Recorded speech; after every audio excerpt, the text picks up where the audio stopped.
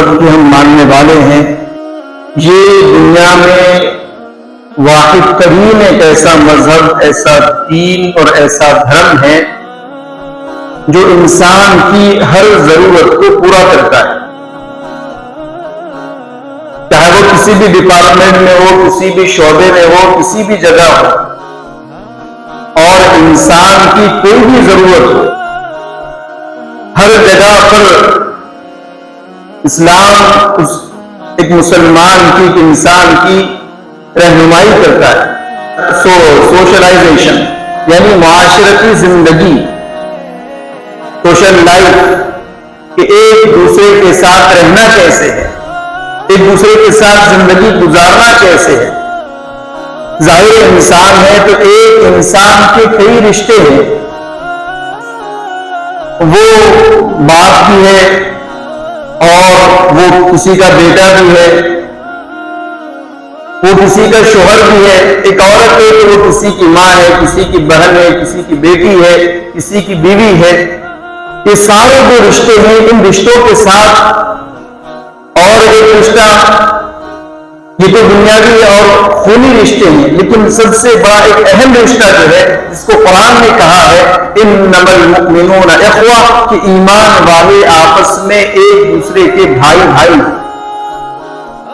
چاہے وہ کہیں کا رہنے والا ہو، لیکن جس نے کلمہ پڑھ لیا، لا الہ الا اللہ کا اقرار کر لیا، محمد رسول اللہ، اللہ کے نبی صلی اللہ علیہ وسلم کی رسالت کو تسلیم کر لیا، اب وہ چاہے کسی خاندان کا ہو، کسی برادری کا ہو، کسی شہر کا ہو، دیہات کا ہو، گاؤں کا ہو، اور کسی بھی ملک کا رہنے والا ہو، چاہے وہ کالا ہو یا گورا ہو، چاہے وہ ان پڑھ ہو یا پڑھا لکھا ہو، چاہے وہ ڈاکٹر ہو، انجینئر ہو، ماسٹر ہو، فلاسفر ہو، کاروباری ہو، بزنس مین ہو، کوئی بھی ہو، وہ سارے کے سارے اب ایک مسلمان، ایک بھائی ہے. وہ ایمانی رشتے سے بھائی ہیں. اللہ نے ان کو کہا ہے کہ تم سب کے سب بھائی ہیں. جیسے اگر ہمارا کوئی سگا بھائی ہے، اگر اس کو کوئی تکلیف پہنچے تو دوسرے بھائی کو بھی تکلیف ہوتی کہ میرا بھائی ہے. ابھی الگ بات ہے کہ آج کا جو ماحول بن گیا ہے وہ ایسا بن گیا ہے کہ بھائی، چاہے وہ بھائی مرے یا کچھ ہو جائے، ہمیں کوئی پرواہ نہیں، دوسرے بھائی کو کوئی، بلکہ بعض مرتبہ بعض جگہوں پر تو بھائی بھائی دشمن بنے بیٹھے کہ بھائی دوسرے بھائی کا دشمن. اسی لیے اسلام نے زندگی گزارنے کا طریقہ دیا ہے، سلیقہ کیا ہے کہ رشتوں کو نبھانا کیسے، سوشل لائف کیسے گزارنی ہے.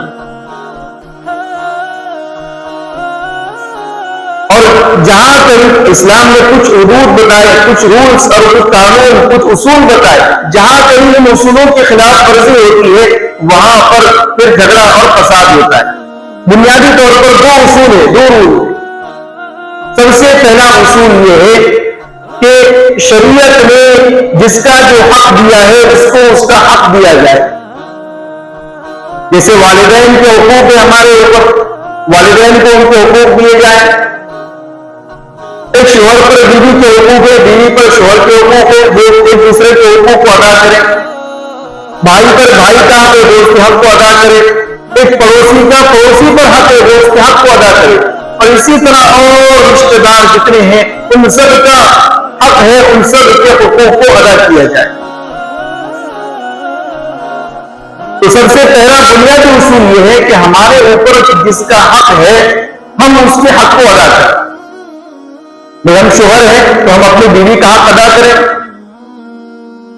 اگر ہم باپ ہیں تو اپنے اولاد کا حق ادا کریں. اگر ہم اولاد ہیں، کسی کا بیٹا اور کسی کی بیٹی ہیں تو ہم اپنے والدین کا حق ادا کریں. ہم کسی کے پڑوس میں رہ رہے ہیں تو اپنے پڑوسی کا حق ادا کریں. اسی طرح ہم بزنس مین ہیں، کاروبار ہے اور پارٹنرشپ میں اگر کاروبار کریں تو ہم اپنے پارٹنر کا حق ادا کریں. یہ بنیادی طور پر یہ پہلا اصول. اور دوسرا اصول یہ ہے کہ ہمارا جس پر حق ہے ہم اپنے حق کو معاف کر کے اس کے ساتھ اخلاق سے پیش آئے. یعنی اپنا حق معاف کرنے کی کوشش کریں. اگر آسانی سے سہولت کے ساتھ مل رہا ہے تو ٹھیک، نہیں تو ہم اپنے حق کو معاف کر دیں اللہ کے لیے. ہم اپنا حق چھوڑ دیں، ٹھیک ہے میرا حق ہے لیکن اس کے باوجود میں معاف کرتا ہوں اپنا حق. اور اس کے بعد بھی اچھے اور اخلاق سے حسن اخلاق سے پیش آئے. یہ دو اصول پر اگر دنیا اپنی زندگی کو گزارے تو سارے لڑائی جھگڑے اور مسئلے ختم ہو جائیں. پہلا اصول تو یہ کہ ہمارے اوپر جن کا حق ہے ہم اس حق کو ادا کرنے کی کوشش کریں. معاملہ کہاں بگڑتا ہے؟ آج ماحول یہ بنا ہوا ہے، آج ہر کوئی یہ چاہتا ہے کہ میرا حق مجھے ملے، لیکن مجھ پر جن لوگوں کا حق ہے میں ان کے حقوق کو ادا نہیں کروں گا. والدین یہ چاہتے ہیں کہ ہماری اولاد ہماری فرما برداری کرے، والدین یہ چاہتے ہیں کہ ہماری اولاد ہمارا حق ادا کرے، لیکن وہ اولاد کے حقوق ادا کرنے کے لیے تیار نہیں. اولاد یہ چاہتی ہے کہ ہمارے والدین ہمارے ساتھ میں اچھا رہیں، ان کے حقوق کو ادا کرے، لیکن اولاد اپنے والدین کے حقوق ادا کرنے کے لیے تیار نہیں. بیوی چاہتی ہے کہ میرا شوہر میرے ساتھ اچھے سے رہے اور میری ہر بات مانے، میری زندگی کا، میری ضروریات کا، میری خواہشات کا خیال رکھے اور میرے حقوق کو ادا کرے، لیکن بیوی اپنے بیوی پر جو شوہر کا حق ہے وہ اس کو ادا کرنے کے لیے تیار ہے. یعنی معاملہ یہ سب سے بڑا مسئلہ ہے کہ آج ہر کوئی یہ چاہ رہا ہے کہ میرے حقوق مجھے مل جائے، لیکن مجھ پر جن لوگوں کا حق ہے میں ان کے حقوق کو ادا نہیں کروں. حالانکہ معاملہ اس کا الٹا ہونا چاہیے کہ ہم اپنے حق کو چھوڑ دیں اور دوسرے کے حقوق کو ادا کریں. سب سے پہلے حقوق میں جن کا حق آتا ہے وہ والدین کا حق ہے. بارہ والدین کے اوپر بیان بھی ہوا ہے، لیکن مختصر انداز میں آپ کو بتا دوں. سب سے پہلا جو انسان کے اوپر حق ہے وہ اس کے والدین کا ہے، اور والدین کے جو حقوق ہے ان کا خلاصہ 4 چیزوں میں آپ کو بتاؤں کہ 4 چیزیں ہیں جو والدین کے حقوق کے خلاصے کے طور پر. سب سے پہلا تو یہ کہ والدین کی عظمت، دوسرے نمبر پر والدین کی محبت، ان کی خدمت اور ان کی اطاعت. یہ 4 چیزیں، والدین کی عظمت، ان کی محبت اور ان کی خدمت اور ان کی فرما برداری اطاعت. یہ 4 چیزیں والدین کی فرما برداری کا خلاصہ ہے، والدین کے حقوق کا خلاصہ ہے. والدین کی عظمت کے بارے میں اللہ کے نبی صلی اللہ علیہ وسلم نے ارشاد فرمایا، بخاری شریف کی روایت ہے، غالباً بخاری شریف کی روایت ہے، اللہ کے نبی صلی اللہ علیہ وسلم نے ارشاد فرمایا، الجنت تحت اقدام الامہات والوالد اوسط ابواب الجنہ، کہ ماں کے قدموں کے نیچے جنت ہے اور باپ جنت کے دروازوں میں سے بیچ کا دروازہ ہے.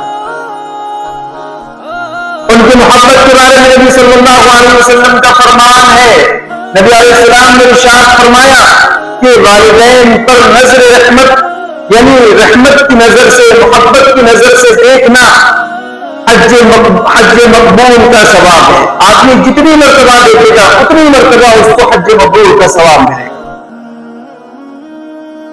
ان کی خدمت کرنا ہے، ان کی اطاعت کرنا ہے، جائز کاموں میں، ناجائز کاموں میں نہیں. والدین کی محبت کے 4 بنیادی جو حقوق ہے ان کا خلاصہ ہے کہ ان کی عظمت دل میں ہو، ان کی محبت ہو، ان کی خدمت ہو اور ان کی اطاعت اور فرما برداری. اسی طرح ایک اور جو رشتہ ہے اس کے بعد بنیادی طور پر ایک اور رشتہ اور جو بہت بڑا رشتہ ہے وہ ہے میاں بیوی کا رشتہ. اس زواجی زندگی، میرج لائف، یہ بھی بہت اہم چیز ہے. بلکہ قرآن میں اللہ تعالیٰ نے اس رشتے کو لباس کہا ہے کہ میاں اور بیوی دونوں ایک دوسرے کے لباس ہیں. جیسے ہمارا لباس ہے، ہمارا کپڑا ہے، ہمارا جو ڈریس ہے، یہ ہمارے عیبوں کو چھپاتا ہے اور ہمارے لیے زینت ہے.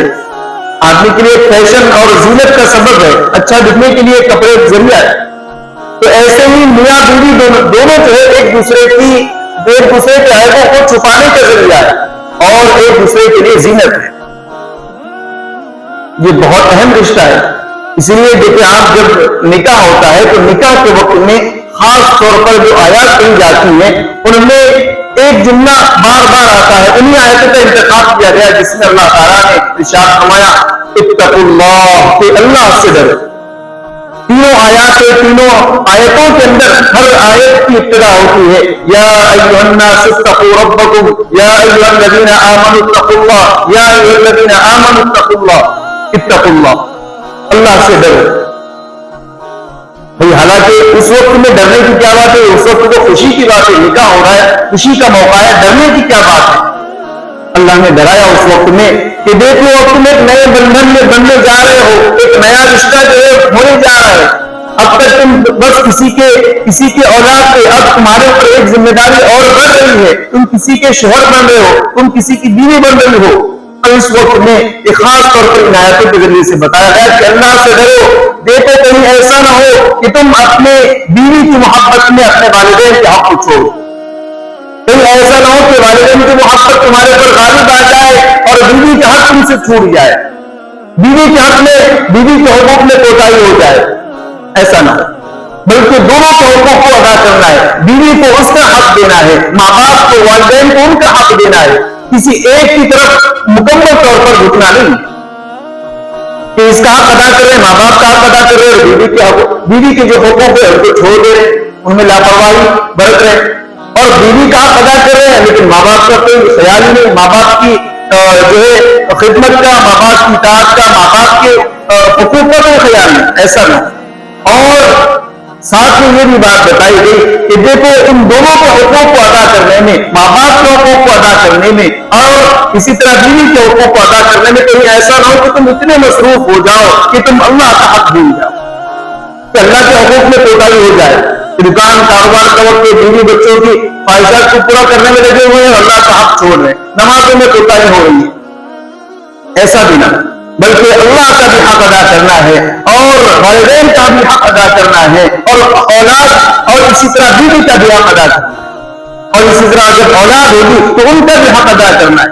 تبھی تو انسان کو اللہ نے فرشتوں سے افضل بنایا ہے، تبھی تو اللہ تبارک و تعالیٰ نے فرشتوں کے ذریعے سے سجدہ کروایا ہے، کیونکہ ہمارے اوپر ذمہ داریاں زیادہ ہے، فرشتوں پر ذمہ داریاں نہیں ہیں اتنی، اسی لیے انسان فرشتوں سے افضل ہے۔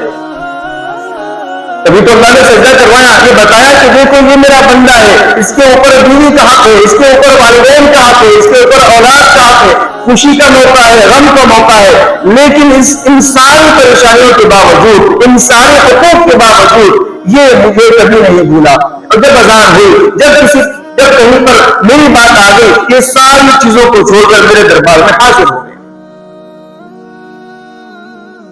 تو میرج جو لائف ہے دوسرے نمبر پر جو آتا ہے، سب سے پہلے والدین کا حق، بعد میں جو اہم رشتہ ہے وہ ہے میاں اور بیوی کا رشتہ۔ یہ بہت نازک اور حساس اور بہت اہم رشتہ ہے۔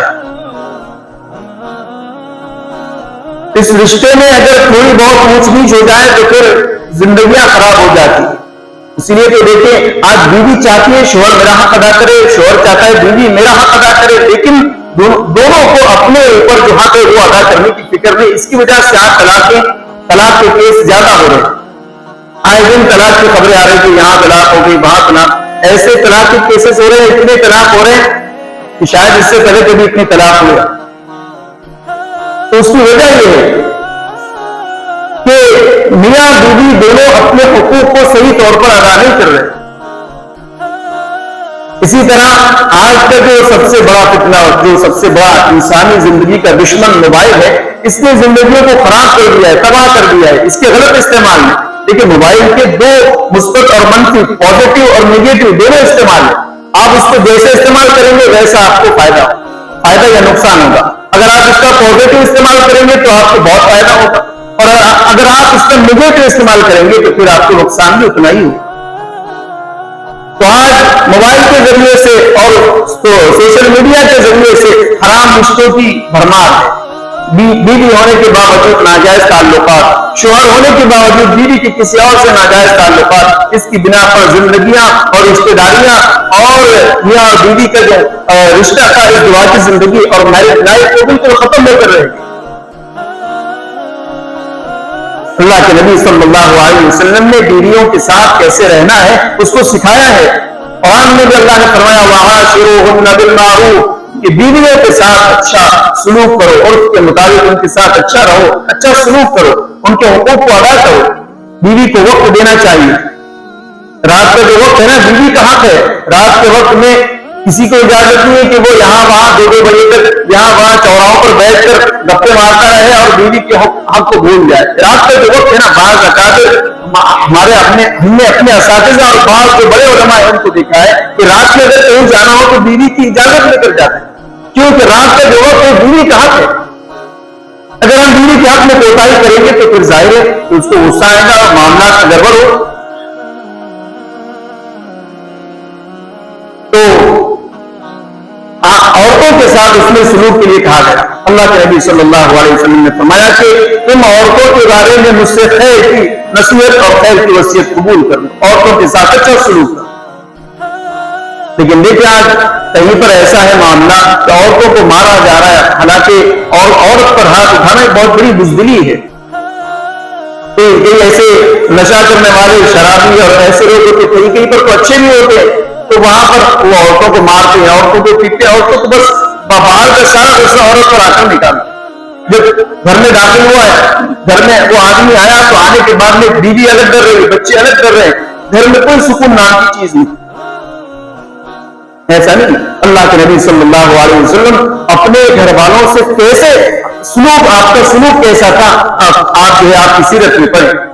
ایک مرتبہ آپ کے پاس میں آپ کی ساری ازواج جو ہے وہ آئی اور آپ کے پاس میں نقطے کا مطالبہ کرنے لگی اور زور زور سے بلند آواز سے آپ سے باتیں کرنے لگی. آپ کی بیویاں آپ صلی اللہ علیہ وسلم. اتنے میں باہر سے آواز آئی، حضرت عمر رضی اللہ عنہ نے اندر آنے کی اجازت چاہی تو آپ کی جو ساری بیویاں تھی سب ادھر بھاگ گئی اندر. حضرت عمر رضی اللہ عنہ اندر آئے، تشریف لائے تو اللہ کے نبی صلی اللہ علیہ وسلم نے فرمایا کہ کیا بات کہ عمر تمہارے آنے سے پہلے میری بیوی یہاں بیٹھی تھی اور تمہارا جیسے آواز آیا ساری کی ساری یہاں سے اٹھ کر چلی گئی. تو حضرت عمر رضی اللہ عنہ نے فرمایا کہ اللہ کے نبی ان کو تو یہ چاہیے تھا کہ وہ آپ سے زیادہ مجھ سے زیادہ آپ سے ڈرتی، کیونکہ آپ اللہ کے نبی ہیں. پھر آپ کی بیویوں کی طرف متوجہ ہو کر حضرت عمر نے فرمایا کہ اے اپنے نفس کی دشمنوں، تم کو تو یہ چاہیے تھا کہ تم اللہ کے نبی سے زیادہ ڈرتی، مجھ سے ڈرنے کے بجائے اللہ کے نبی سے ڈرتی. تو آپ کی جو ازواج ہیں، آپ کی بیویاں، انہوں نے اندر سے یہ فرمایا کہ اے عمر، اللہ کے نبی کے مقابلے میں تم بہت زیادہ سخت ہو، تمہارا مزاج اللہ کے نبی کے مقابلے میں بہت زیادہ سخت ہے. پھر اللہ کے نبی علیہ السلام نے فرمایا اے عمر، تم سے تو شیطان بھی ڈرتا ہے، تم جس گلی سے جاتے ہو شیطان اس گلی سے نہیں گزرتا. یعنی یہاں بتانے کا مقصد یہ کہ اللہ کے نبی صلی اللہ علیہ وسلم اپنی بیویوں کے ساتھ کیسے سلوک کیا کرتے، کیسے آپ کے ساتھ رہا کرتے. اور اسی طرح ایک موقع پر حضرت عائشہ رضی اللہ عنہ رات سفر میں ساتھ تھے، ایک مقام پر آپ پھر آپ نے حضرت عائشہ کے ساتھ وہاں دوڑ لگائی، ریس لگائی آپ نے، چلو آج ہم رننگ کریں گے، دیکھتے ہیں کہ کون جیتتا ہے. تو حضرت عائشہ رضی اللہ عنہ ہلکی پھلکی تھی، وزن زیادہ نہیں تھا، کم عمر تھی، اس وجہ سے آپ حضرت عائشہ جو ہے وہ جیت گئی رننگ میں. پھر کسی اور موقع پر آپ صلی اللہ علیہ وسلم نے دوسری مرتبہ اور ریس لگائی اور دوڑ لگائی. تو آپ کی بات تھی کہ حضرت عائشہ کا وزن تھوڑا بڑھ گیا تھا، تو آپ کا بدن جو ہے وہ بھاری ہو گیا تھا. تو اس وجہ سے آپ صلی اللہ علیہ وسلم حضرت عائشہ سے آگے نکل گئے اور فرمایا اے عائشہ، یہ اس بھائی کا بدلہ ہے. یعنی پہلے تم جیت گئی تھی، اب میں جیت گیا، اب دونوں برابر. پہلے میں ہار گیا تھا، اس بار میں نے تم کو ہرا دیا اور اب ہمارا حصہ جو ہے برابر ہو گیا حصہ. دیکھیے بیوی کے ساتھ رہنے کا طریقہ آپ نے سکھایا کہ کیسے رہنا ہے. ایک سے زائد بیویاں تو ان کے ساتھ کیسے رہنا ہے. ایک مرتبہ اللہ کے نبی علیہ السلام آپ بیٹھے ہوئے حضرت عائشہ رضی اللہ عنہا حلیہ بنا کر لائی کھانے کے لیے، اور آپ کے ساتھ میں آپ کی دوسری بیوی حضرت سودا رضی اللہ عنہا بھی وہاں بیٹھی ہوئی تھی. تو حضرت عائشہ نے پیش کیا اور کہا کہ حضرت سودا سے کہا کہ تم کو بھی کھانا ہے. تو انہوں نے انکار کیا کہ بھائی میں نہیں کھاؤں گی. تو حضرت عائشہ نے فرمایا کہ اگر نہیں کھاؤ گی تو میں یہ ہریرہ تمہارے منہ پر مل دوں گی، اگر تم نے نہیں کھایا تو میں یہ ہریرہ کیا کروں گی، تمہارے منہ پر اس کو مل دوں گی. تو انہوں نے پھر بھی نہیں کھایا. تو حضرت عائشہ نے وہ ہریرہ نکالا اور ان کے منہ پر مل دیا. ظاہر ہے سوگن پہ جو ہوتا ہے مسئلہ وہ فطری طور پر فطری چیز ہے. تو حضرت عائشہ رضی اللہ عنہ کے ان دونوں کی حرکتوں کو دیکھ کر آپ صلی اللہ علیہ وسلم مسکرا رہے تھے، ہنس رہے تھے، اور بعد میں آپ نے حضرت عائشہ کا ہاتھ پکڑا اور حضرت سودا سے کہا کہ لو تم بھی لگائے. جیسے تمہارے چہرے پر حضرت عائشہ نے لگایا ایسے ہی تم بھی ان کے چہرے پر کیا کر رہی ہے؟ حیرم. تو یہ جو میرڈ لائف ہے نا، یہ زندگی جو گزارنے کا جو طریقہ ہے، یہ سیرت میں اسلام میں بہت اچھے انداز میں ہم کو سکھایا گیا. اگر ہم اس طریقے پر اپنی زندگی کو گزاریں گے تو زندگی میں سکون ہوگا، چین ہوگا، اطمینان ہوگا. ورنہ آپ لوگوں کے سامنے ہے کہ حالات کیا ہے، گھروں کے حالات کیا ہے، گھروں کے اندر جھگڑے اور لڑائیاں، ذرا سی بات پر طلاق کے کیسز واقع ہو رہے ہیں. اور شوہر کے کسی عیب کو، کسی تھوڑی سی غلطی کو برداشت کرنا نہیں چاہ رہی، اور مرد عورت کی کوئی غلطی کو برداشت کرنا نہیں چاہ رہا. دونوں ایک دوسرے کی معمولی غلطیوں کو لے کر الجھ پڑتے ہیں، اور پھر معاملہ بڑھتا ہے، پھر طلاق کی بات پہنچ جاتی ہے اور مسئلہ ختم. نقصان سب سے زیادہ اس لیے بچوں کا ہوتا ہے. بھی بچے ہیں، اب یہ تو شوہر ہے، کوئی اور بیوی بنا لے گا، وہ عورت ہے کوئی اور شوہر بنا لے گی، لیکن بچوں کا کیا ہوگا؟ بچے تو بیچارے یا تو باپ کے پاس رہیں گے یا ماں کے پاس رہیں گے، یا تو باپ کا پیار نہیں ملے گا یا ماں کا پیار نہیں ملے گا، دونوں میں سے کسی ایک کے پاس رہنا پڑے گا. اور آگے چل کر اگر ماں کے پاس رہتے ہیں اور اس کا نکاح ہوتا ہے تو ماں بھی چلی جاتی ہے، پھر ان کو نانا نانی کے پاس رہنا پڑتا ہے. نہ باپ کا پیار ملتا ہے نہ ماں کا پیار ملتا ہے. بیچارہ ان کا کیا ظلم، ان کا کیا قصور. لیکن میاں بیوی کی لڑائی اور جھگڑا اور ان کا آپس میں اختلاف، یہ بچوں کی زندگیوں کو غارت کر دیتا ہے، ان کا سکون چین چھین لیتا ہے. بیچارے ماں کی محبت کے بغیر، ماں کی ممتا کے بغیر، بیچارے باپ کی محبت کے بغیر اپنی زندگی گزار.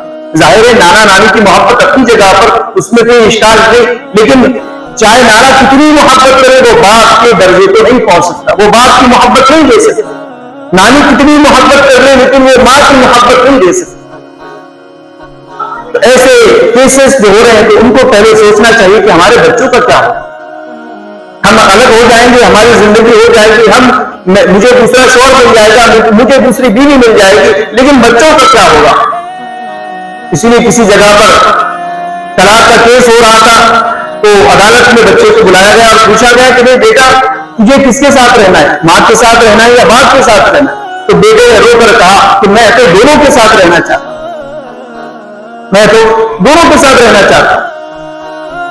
بہت اس نے آوازاری کے ساتھ، بہت درد کے ساتھ کہا، اور پھر میاں بیوی نے آپس میں صلح کر لی اور دونوں سے ان کا طلاق کا جو مسئلہ تھا وہ ختم ہوا، اور بعد میں آپس میں پھر انہوں نے ساتھ رہنا شروع کیا. طلاق کا مطلب یہ نہیں کہ اگر 3 طلاق کسی نے دے دیے تو باقی تو کوئی راستے نہیں. اسی لیے بارہا بتایا جاتا ہے کہ چاہے آپ کتنے بھی غصے میں ہو، 3 طلاق کی ضرورت نہیں ہے. 1 طلاق آپ دیں اگر بہت ضرورت ہے، بہت زیادہ معاملہ پیچیدہ ہے. قرآن نے بالترتیب بتایا ہے کہ اگر میاں بیوی میں نااتفاقی ہوتی ہے تو وہ دونوں آپس میں مل کر اپنے مسئلے کو حل کر لیں. اور اگر اختلافات اور بڑھ رہے ہیں، معاملات بگڑ رہے ہیں، تو پھر 2 آدمی ادھر کے 2 آدمی ادھر کے دونوں بیٹھ کر آپس میں مسائل کا حل تلاش کریں. اور اگر پھر بھی نہ ہو، بہت زیادہ کوشش کی گئی، بہت زیادہ لیکن پھر بھی کوئی مسئلہ نہیں اور اس مسئلے کا حل نہیں نکل رہا، تو پھر آخر میں ہے سب سے آخر میں کہ پھر اب جو ہے ایمرجنسی ایگزٹ، یعنی اب جو ہے دونوں کا، کیونکہ جو شادی کا جو مقصد ہوتا ہے نا وہ سکون کے ساتھ زندگی گزارنا ہوتا ہے. جہاں سکون نہیں تو وہاں رہ کر کوئی فائدہ نہیں.